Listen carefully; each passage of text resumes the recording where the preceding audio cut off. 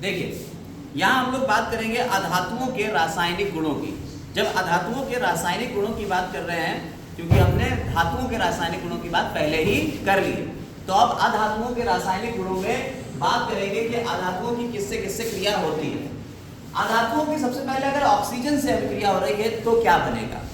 अधातु में जैसे आपका कार्बन हो गया, ठीक है, तो कार्बन की जब ऑक्सीजन से अभिक्रिया होगी तो क्या बनेगा। देखिए कार्बन की ऑक्सीजन से अभिक्रिया होगी, क्या बन जाएगा, CO2, कार्बन डाइऑक्साइड। ठीक है, तो यानी अधातुओं की ऑक्सीजन से अभिक्रिया जब होगी तो वो उनके ऑक्साइड बनाएंगे, अधातु के ऑक्साइड बन जाएंगे। यानी कार्बन डाइऑक्साइड क्या है, एक अधातु का ऑक्साइड है। अब अधातु का ऑक्साइड कैसा होता है, अम्लीय होगा या क्षारीय होगा, क्योंकि हम लोगों ने बात करी थी धातु के ऑक्साइड की। तो धातु के ऑक्साइड तो क्षारीय प्रवृत्ति के होते थे, कुछ धातु के ऑक्साइड जो थे वो अम्लीय और क्षारीय दोनों होते थे। लेकिन यहाँ हम जो बात करने जा रहे हैं अधातु का ऑक्साइड कैसा होगा। देखिए इसको पता करने के लिए क्या कीजिए, इसको जल में मिला दीजिए। जल तो उदासीन होता है, अब जल की प्रकृति जैसी हो जाएगी, ये वैसा हो जाएगा। इसको अगर हम जल में मिला दें तो ये कैसा हो जाएगा, H2CO3। इसे कहते हैं कार्बोनिक अम्ल। क्या कहते हैं, कार्बोनिक अम्ल, कार्बोनिक अम्ल। ठीक है, हिंदी में भी यही है, कार्बोनिक एसिड या अम्ल। ठीक है, तो इसका मतलब क्या हुआ, ये अम्ल बन गया।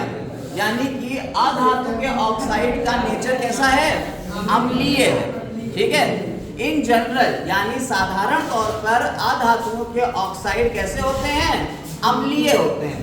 लेकिन बेटा यहाँ अब हम एक दो ऑक्साइड ऐसे लिखेंगे जो उदासीन है। ठीक है, जैसे कार्बन मोनोऑक्साइड, ये अधातु ऑक्साइड है लेकिन कैसा है, उदासीन है।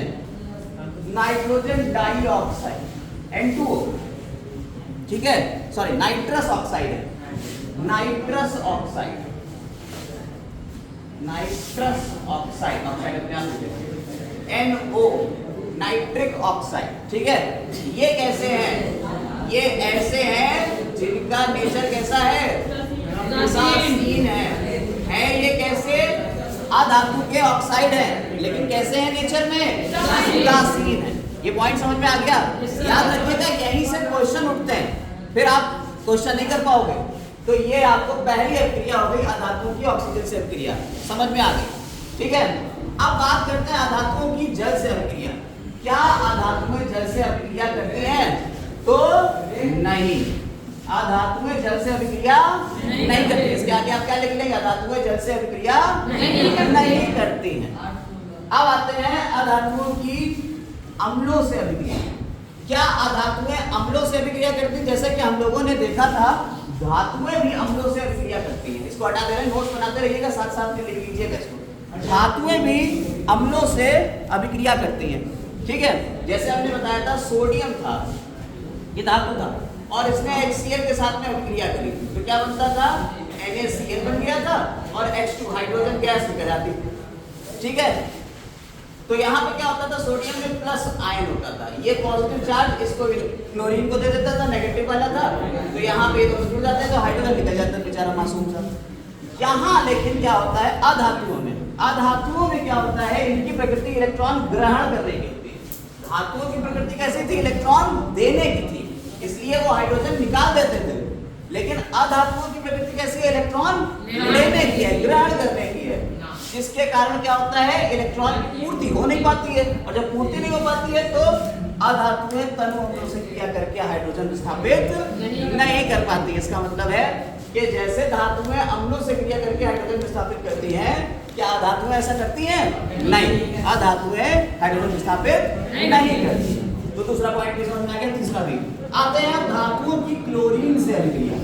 जब क्लोरीन से अभिक्रिया करेंगे अधातुओं की तो क्या होगा, उनके क्लोराइड्स बन जाएंगे।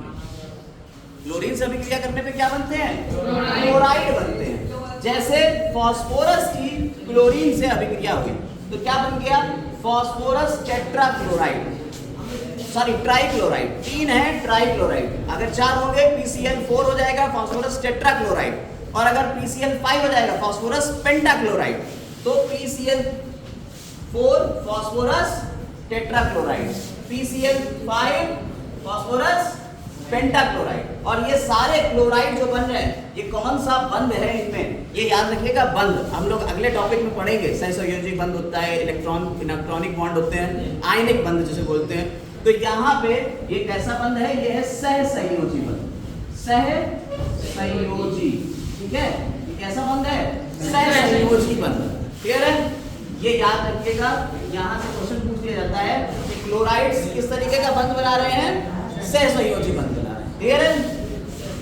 अब अधातुओं की हाइड्रोजन से अभिक्रिया, क्या अधातुएं हाइड्रोजन से अभिक्रिया करती हैं, आओ देख लें।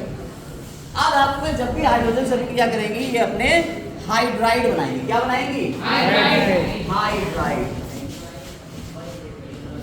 तो आप लिख लेंगे, क्या लिखेंगे, अधातुएं हाइड्रोजन से अभिक्रिया करने के पश्चात हाइड्राइड बनाती हैं, ठीक है, या धातुएं हाइड्रोजन से अभिक्रिया करके हाइड्राइड बनाती हैं। जैसे N2 है, नाइट्रोजन है, ये क्या है, अधातु है, इसने H2 के साथ में अभिक्रिया कर ली, ठीक है, हाइड्रोजन के साथ में, तो 2NH3 बन जाएगा।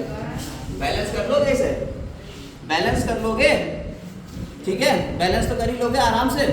क्या करना है इसमें, 3 टाइम्स ये ले लो बस, 3 टाइम्स ऐसे ये लोगे, 3 ये हो गया, यहाँ बैलेंस हो गया, ठीक, नाइट्रोजन के 2 हैं, ठीक, ये हो गया। ऐसे ही कार्बन जो है वो भी हाइड्रोजन के साथ में रिएक्शन कर सकता है, क्या बना देगा बताओ, क्या बनाएगा,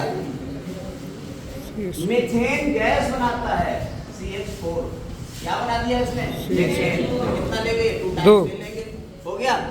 तो इस तरह से क्या बने, इनके हाइड्राइड बन गए।